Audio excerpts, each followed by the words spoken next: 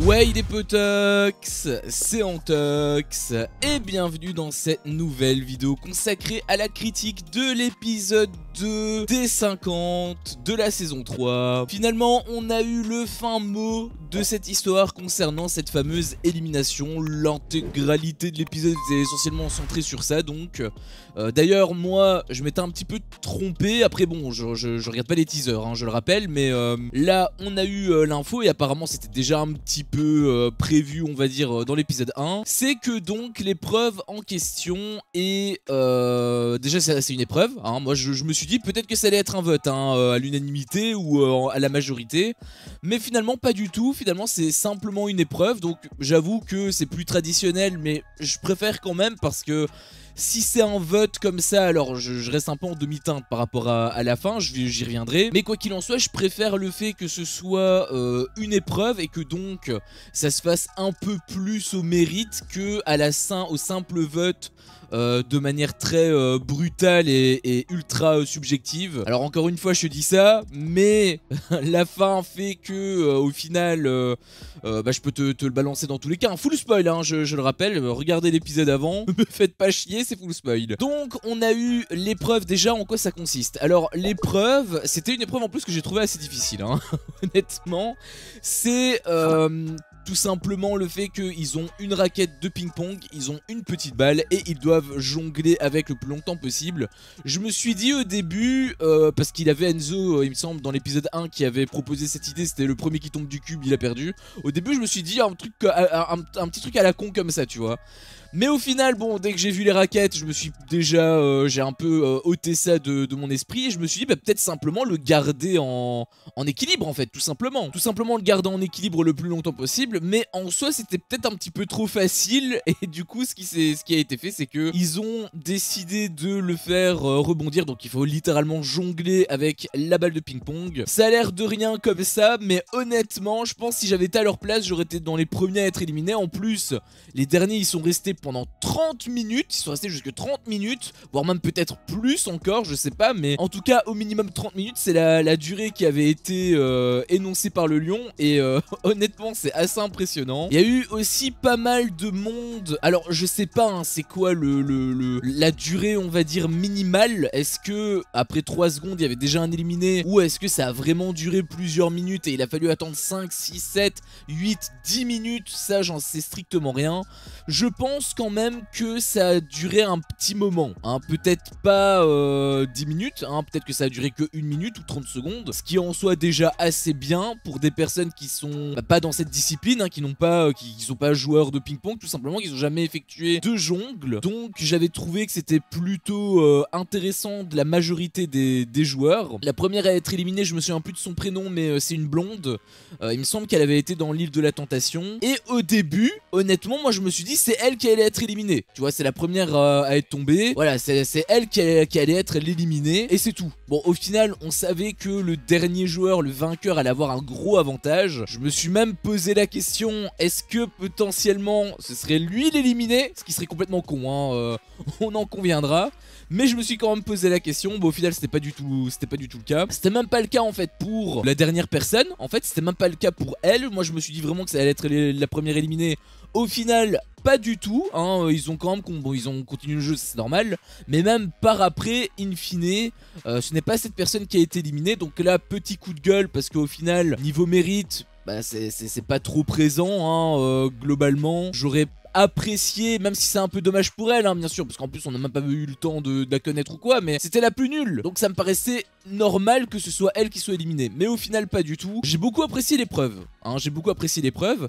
Tu pourrais dire que c'était chiant sur la durée, parce qu'ils font toujours le même mouvement, ce qui est certes un petit peu le cas, mais j'ai quand même aimé parce que il s'est toujours passé des trucs. Je sais pas si ce sont les candidats qui font que ou si c'était l'épreuve en lui-même. Je pense que les candidats y étaient pour beaucoup, parce que je me suis quand même bien marré à certains moments. Il y a des moments où ça m'a fait chier, genre par exemple voir le Stéphane qui jonglait, qui s'amusait alors que tout le monde était en train de galérer leur grand-mère.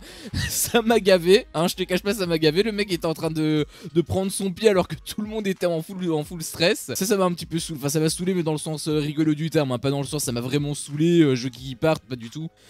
Plus dans le sens, il était trop fort en fait. Il a quand même été éliminé, hein, mais il a quand même très bien tenu. Il y avait aussi, un peu dans le même registre, Simon qui faisait beaucoup le malin. Oh, je peux tenir 9 heures comme ça, etc. Et au final, sur une petite erreur d'inattention, bah il s'est fait niquer. Ça m'avait aussi pas mal fait rire. Il y avait aussi des phrases qui avaient été dites qui m'ont fait pisser de rire, hein. Par exemple... lui, je pense, c'est à mettre dans les phrases les plus drôles de l'émission pour l'instant. Pour moi, en tout cas. Hein. Parce que tu as Sacha, à un moment donné, qui disait la dernière fois que j'ai cligné des yeux, c'était hier. Tu vois, vraiment, toujours toujours plus. Et il y avait aussi d'autres... Alors ça, c'est revenu un petit peu plus souvent, mais genre, je vois double, etc. Je vois plus rien. À un moment donné, il avait... Je pense que c'était Nico, il avait une poussière dans l'œil, le pauvre. Ça m'avait aussi beaucoup fait rire. Et lui-même, il avait dit un truc, hein, il avait dit je suis tétanisé de la tête jusqu'au lombaire, par exemple. Ça m'avait aussi pas mal fait rire. Enfin bref, il y a eu plusieurs phrases qui ont été dites par les candidats, ce qui est en soi assez difficile parce que non seulement ils devaient se concentrer pour réussir leur épreuve, tout simplement, et en plus, ils faisaient un petit peu le show. Donc franchement, c'était quand même... Et ils sont restés 30 minutes, hein, les derniers sont restés 30 minutes. Et c'est eux qui faisaient également le show. Donc franchement, bravo à eux, ils ont quand même très bien joué. Et en plus, dans la full détente absolue, donc ça m'a beaucoup fait rire. Et ça a énormément contribué bien évidemment au jeu, à mon appréciation du jeu, parce qu'en soi le jeu était pas spécialement très intéressant, il était un peu stressant sur la fin. Mais le fait que t'avais toujours des petites punchlines à gauche et à droite comme ça, c'était quand même assez drôle. C'est pour ça que globalement j'ai apprécié l'épisode. D'ailleurs la quasi-intégralité de l'épisode est, comme je te l'ai dit, centrée sur l'épreuve. Donc si t'as pas apprécié l'épreuve, à mon avis tu vas pas apprécier l'épisode. Mais je pense quand même que c'était une bonne épreuve. C'était une mise en bouche en plus. Donc c'est plutôt cool. Il y avait aussi un petit truc sur la fin. Peut-être que c'est ça d'ailleurs qui lui a porté préjudice. Mais à un moment donné aussi, il y avait Jordan... et Kevin, parce que c'est vrai que j'en ai pas parlé, hein, mais bien évidemment Jordan il est également présent. Je l'avais connu dans le cross avec les ch'tis contre le reste contre les Marseillais. C'est vrai qu'il y a aussi des personnes que j'ai pas parlé, hein. Je vais peut-être juste faire un petit rappel rapide. Je me corrigeais un tout petit peu à ce niveau là, parce qu'il y en a que j'ai pas du tout mentionné alors que je les adore. Par exemple Nicolas Couteau, hein, pour moi c'est le vrai gagnant de la saison 2, il est de retour, donc ça m'avait aussi fait beaucoup plaisir. Du coup Jordan, comme je t'ai dit, j'étais aussi très content de le voir parce que c'est vrai que ça fait un petit moment que j'avais pas vu. Et les dernières fois que j'ai vu en fait, parce que je t'ai dit que je l'ai connu, enfin en réalité je l'ai pas connu avec le cross, et je l'ai vraiment connu dans 10 couples parfaits. C'était vraiment dans 10 couples parfaits que j'ai connu, et ensuite, mais je l'ai vu en deux temps en fait, hein. J'ai vu d'abord les 10 couples parfaits, et ensuite j'ai vu le truc le plus éloigné, donc là en l'occurrence c'était le cross. D'ailleurs de mémoire il me semble que dans 10 couples parfaits il était un peu en bis-bis avec Anissa, et disons que c'est pas très bien terminé. Après Anissa était un peu dans l'abus aussi, mais bon je l'aimais bien quand même aussi, donc enfin bref, là on fait une petite parenthèse. Donc voilà, très content quand même qu'il soit là. Il y avait aussi Hilary, hein, dans le même registre par rapport au ch'ti. Il y avait également Hilary que j'ai vu aussi dans les ch'tis contre le reste du monde. Elle, je suis un peu mitigé par rapport à elle, parce que je me souviens en fait, et c'est le moment qui m'a le plus marqué, c'est qu'elle a niqué un mec dans la télé-réalité. Je me souviens plus c'était qui exactement, c'était comment son prénom? Achille, je sais plus, ça commençait comme ça en fait, ça avait une consonance un peu similaire, enfin bref. Elle avait du coup baisé avec le gars, alors elle fait ce qu'elle veut de son corps, hein, bien évidemment, ils ont kiffé tous les deux, tant mieux. Mais le truc moi qui me dérange un peu, c'est que le mec en fait il était amoureux d'elle, et elle s'est servie de lui parce qu'en gros elle était toujours en bis-bis avec Kevin Gage, et lui ça lui faisait beaucoup de mal, et sur la fin au final elle lui a ouvert son entrejambe. Bon après voilà, Kevin Gage il a pas été très sympa non plus avec Hilary, hein, il l'a vraiment mené en bateau de A à Z. Enfin bref, c'est pas non plus une diablesse, mais c'est un truc qui a fait que j'ai moins apprécié Hilary. J'avais beaucoup de peine au début pour elle à cause de Kevin Gage, bah au final à cause de ça m'a vraiment saoulé, parce que le mec c'était vraiment une crème en plus, ça m'avait vraiment pas mal peiné pour lui, et du coup ça m'avait un peu gavé également par rapport à elle. Bon voilà, l'eau a coulé sous les ponts, je sais pas ce qu'il est devenu d'ailleurs l'autre, je sais plus comment il s'appelle, hein. Si t'as la réponse, n'hésite pas à me le dire dans les commentaires, mais j'avoue que j'ai un doute, mais il me semble que ça commençait par un A. Agile ou Achille, je sais plus, vraiment je sais plus, enfin bref. Sinon du coup ça fait très longtemps que je l'ai plus vue fatalement, et elle a quand même pas mal changé. Alors elle est bien évidemment toujours aussi sexy, hein, c'est une candidate de télé-réalité je rappelle, mais quand même on sent que elle a eu le temps dans la tronche, hein. On voit des petits rides par-ci par-là.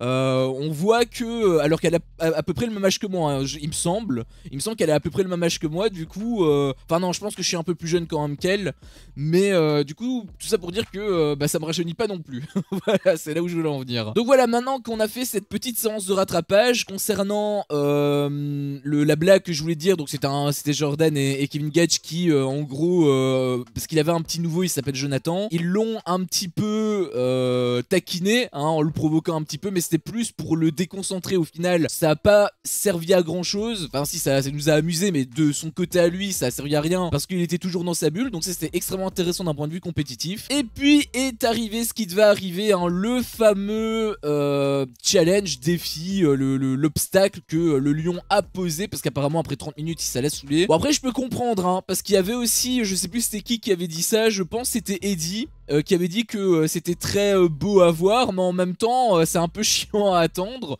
Nous heureusement on a eu le montage, donc c'était quand même assez dynamique, mais j'avoue que pour ceux qui attendaient pendant 30 minutes, bon ça doit peut-être un peu casser les couilles, hein, en effet.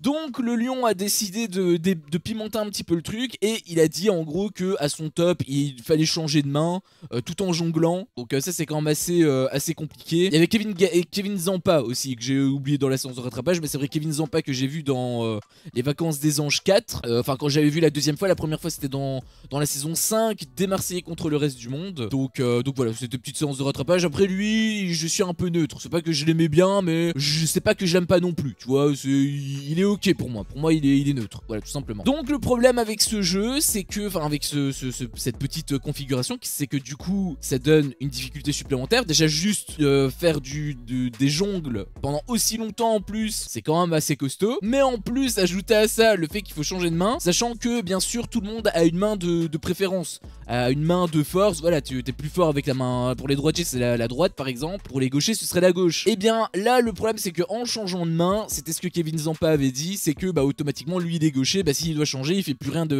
avec sa main droite, et malheureusement pour lui il a été éliminé à cause de ça. Il n'y avait pas que lui, hein, il y avait aussi Giovanni qui avait été éliminé ainsi. Je sais plus il y avait qui exactement, bah il me semble que c'était Jonathan aussi a été éliminé comme ça. Et il y a eu la grande finale entre Kevin Gage et ah non, même pas Kevin Gage, c'était le dernier, c'était qui c'était le troisième, et il y avait Jordan et je sais plus c'était qui le dernier, c'était Jonathan peut-être en fait. Il me semble que Jonathan a été sorti bien plus tôt. Ah non c'était Nicolas, bah justement c'était Nicolas en fait. C'était Nicolas Couteau qui était le dernier. Et in fine c'est Jordan qui remporte ce premier jeu, donc félicitations à lui, hein. Il a extrêmement bien joué, il a été très fort, très impressionnant, il en a beaucoup qui ont été impressionnants, mais j'avoue que lui c'était quand même assez particulier. Aussi j'ai envie de dire petite mention honorable dans le sens où j'avais quand même un peu de peine pour lui, enfin j'avais de l'empathie plutôt on va dire, parce que le pauvre il était dans son truc et il lui arrivait la pire chose qui pouvait lui arriver je pense dans cette émission, c'est de devoir éternuer en épreuve. Alors là mon pauvre ça a pas été trop en sa faveur. D'ailleurs, il a été éliminé comme ça. Il me semble que c'était Jean Pascal, c'est comme ça qu'il s'appelle, si je dis pas de bêtises. Il a fait la fameuse musique je suis un agitateur, je pense que c'est ça, puisqu'ils arrêtent pas de répéter cette musique. Donc j'imagine que c'est ça, que c'est lui qui en est l'auteur. Donc voilà, petite mention honorable pour lui. Il a vraiment pas eu de chance sur ce coup-là, quoi. Et donc voilà, maintenant on connaît notre grand gagnant. Il s'agit donc de Jordan. Et donc, quel est le verdict par rapport au lion? Eh bien, par rapport au lion, comme je te l'avais dit, moi je me suis dit que peut-être il pourrait avoir et ça pourrait être éliminé. En plus le lion il a répété plusieurs fois tu es le 51e joueur, donc à partir de là moi je me suis dit oula attends 51e c'est à dire que c'est foutu, c'est à dire qu'il dégage. Mais au final non, hein, au final il est bel et bien resté, donc j'avoue que j'ai pas compris pourquoi il avait appelé 51e. J'ai une petite théorie mais à prendre avec de grosses pincettes, mais j'ai une théorie, je te l'expliquerai à la fin. Et pareil pour la personne qui a été la première à être éliminée, elle a pas été éliminée définitivement, donc ça c'est déjà un premier point où moi j'étais déçu. Pour le fameux avantage de Joe et pas de Jordan Peele je précise, bah c'est un avantage qui est pour moi un inconvénient quand même. Patrice en avait parlé, il y avait aussi pas mal de monde, Jade notamment. Pour moi vraiment c'est un bon avantage, parce que c'est vrai que si tu es qualifié, si t'es gagnant dans les épreuves, tu peux éliminer la personne de ton choix avant n'importe qui, avant les votes. Donc ça c'est quand même très fort. Par contre ça va probablement lui mener des bâtons dans les roues. Déjà pas mal d'hypocrisie dans un premier temps, et ensuite probablement pas mal de jalousie, pas mal de problèmes sur le long terme par rapport aux alliances, etc. Il va falloir qu'il choisisse très bien ses cibles. Je pense que pour lui les meilleures cibles ce sont les cibles en fait qui n'ont pas d'alliance, en fait les électrons libres, parce que s'il choisit des cibles qui sont en alliance avec d'autres personnes, et bien malheureusement l'alliance va se retourner contre lui et il pourrait être éliminé à cause de ça. Enfin bref, c'est un sacré bordel hein. Pour le coup c'est un avantage, mais en même temps c'est un gros inconvénient. Et donc il pouvait choisir dès maintenant la personne en question, et la personne c'était Jonathan. Très déçu du coup par rapport à ça. Alors son choix est totalement logique hein, bien sûr, il voit que le mec il est extrêmement fort, voilà, il faut taper un gros coup. En plus il fait partie du gang que je t'ai dit hein, le groupe des mecs qui étaient dans l'île de la tentation, qui faisait vraiment flipper, il en faisait partie. Donc son choix est un peu justifié. Je t'avais dit que j'avais un peu peur par rapport à ça hein. Si le groupe il fait lui-même peur, et bien ça peut faire l'effet Team Love Island de la saison 2. Je pense malheureusement s'ils n'arrivent pas à s'intégrer que ça va se passer comme ça. Donc je croise les doigts pour qu'on n'ait pas un remake, mais ça a l'air de partir sur cette voie là en tout cas. Et donc le choix de Jordan est totalement justifié, mais moi ça me fait quand même chier d'un point de vue spectateur neutre bien évidemment. Si j'avais été lui peut-être que j'aurais fait le même choix, je sais pas, mais quoi qu'il en soit d'un point de vue spectateur moi ça me fait chier, parce que j'avoue que j'aurais préféré que ce soit la première personne qui ait été éliminée. Ça m'aurait semblé plus logique en fait, tout simplement par mérite, tout bêtement. Jordan lui-même en plus avait émis cette idée, donc c'est vraiment dommage qu'il ait émis cette idée là et que au final c'est lui qui soit éliminé. Vraiment il doit avoir un petit seum quand même, il doit même avoir un gros seum. On sentait même, je sais pas hein, s'il pleurait, parce qu'on voyait peut-être des trucs un peu, des yeux humides. Je sais pas si c'est mon écran qui fonctionnait mal ou si c'est mes yeux, je sais pas, mais j'avais l'impression en tout cas qu'il était ému, et je peux totalement le comprendre parce que le pauvre, je te l'ai dit hein, on te fait venir ici et tu peux même pas passer quelques heures, tu peux même pas profiter de l'apéro de bienvenue, que tu dois directement dégager. Donc vraiment c'est le pire scénario possible pour lui. Mais j'ai une théorie. Alors ouvre bien tes esgourdes, parce que cette théorie à mon avis elle sort du plus profond de mon cul, et je pense, enfin je sais pas, il se peut que ça se produise. Au vu de ce que je vois, il a des éléments qui clignotent, je me dis c'est possible, mais en même temps ça me paraît quand même vraiment complètement absurde, enfin surtout dans le sens où ça n'a pas été mis en mode cliffhanger. Je pense que si ça avait été le cas, on l'aurait eu en mode cliffhanger pour entretenir le suspense, tout ça. Donc le fait qu'on l'ait pas, mon humble avis, c'est que ça va pas se produire. Mais je vais quand même te partager cette fameuse théorie. Ma théorie, c'est que je t'avais parlé d'un petit truc hein, qui devait se passer, que je t'ai pas spécialement dit, parce que voilà, il faut voir les réseaux sociaux pour. Mais en gros, il y a le fameux délire des oubliettes. Tu sais très bien qu'il y est toujours. Hein. Simon lui-même d'ailleurs en a parlé. Alors lui par contre c'est extrêmement bizarre, parce qu'il a parlé des oubliettes, sauf que ça n'a jamais été mentionné dans cette saison. Je veux dire dans l'épisode, hein, bien dans les 2 épisodes. Ça a jamais été mentionné par rapport au lion. Du coup, bah il nous a un peu spoilé. Alors encore une fois, ça a été révélé sur les réseaux sociaux bien évidemment, mais lui au moment du tournage je pense qu'il ne le savait pas. Donc pour moi il a fait un petit effet spoil. Voilà, pour moi il a fait un petit effet spoil. C'est un petit peu con d'ailleurs de sa part, mais bon dans tous les cas on se doutait que ils allaient quand même réutiliser les oubliettes. Et donc je pense que, enfin je pense, il y a un monde où Jonathan en fait il est repêché par rapport aux oubliettes. Pourquoi est-ce que je te dis ça? Bon bah déjà parce qu'à un moment donné il va falloir introduire les oubliettes tout simplement. Et aussi la deuxième raison, c'est le fameux 51e joueur. Franchement si j'avais été le lion, j'aurais pas dit tu es le 51e joueur. Le 51e joueur c'est le joueur qui est censé être éliminé. Donc si le 51e joueur est le joueur qui a un avantage et qui donc reste dans le jeu, bah ça veut dire qu'ils vont rester 51 et que donc la personne qui est éliminée bah n'est pas éliminée. Du coup, ça c'est un petit peu ma logique. Je sais pas si tu partages un peu le même avis que moi, je sais pas si tu vois où je veux en venir et si tu trouves ça cohérent, mais ça me paraît totalement logique. Et plausible. Après, encore une fois, je trouve que ce serait vraiment bizarre étant donné que ça n'a même pas été introduit. On n'a pas eu le petit cliffhanger où voilà, est-ce qu'il est vraiment éliminé? Bah pas du tout, en plus il est rentré dans le van hein, carrément. Donc je sais pas, honnêtement j'en sais strictement rien. Le délire du van en revanche, si ils te mettent Jonathan donc dans les oubliettes, le fait qu'il l'ait simulé avec le van, c'est une excellente idée parce que lors de la saison 2, il n'y avait aucune surprise en fait. On te les prenait un par un, on sentait que c'était pas comme d'habitude. Du coup, bah tu te doutais que ça allait être le délire avec les oubliettes ou quoi, qu'ils allaient être pêchés. D'ailleurs ça a été le cas. Là, s'ils jouent le jeu jusqu'au bout avec le van, en plus sans te mettre de cliffhanger, tout ça pour arriver à la conclusion qu'en réalité Jonathan il est réellement pas parti, franchement ce serait une masterclass. Et j'ai même envie d'aller plus loin, parce que j'avais dit donc dans la saison 2 que j'avais détesté le délire des oubliettes et tout. Je trouvais ça ultra injuste. Et bien là en fait, quelque part ça pourrait être injuste, mais si tous les candidats bénéficient de du même privilège, eh bien c'est que c'est totalement dans les règles et que donc il n'y a plus d'injustice. Et là ce serait une excellente idée. Là par contre j'approuverais très fort les oubliettes, mais à mon avis ça va être au cas par cas et malheureusement ça va être extrêmement arbitraire, donc je pense qu'il va y avoir des injustices. Comme je te l'ai dit, je pense pas trop que Jonathan va être repêché. S'il est repêché, franchement, c'est une masterclass de la prod. Je sais pas s'il y en a un qui regarde mes vidéos hein, et qui ont donné peut-être les idées, j'en sais strictement rien.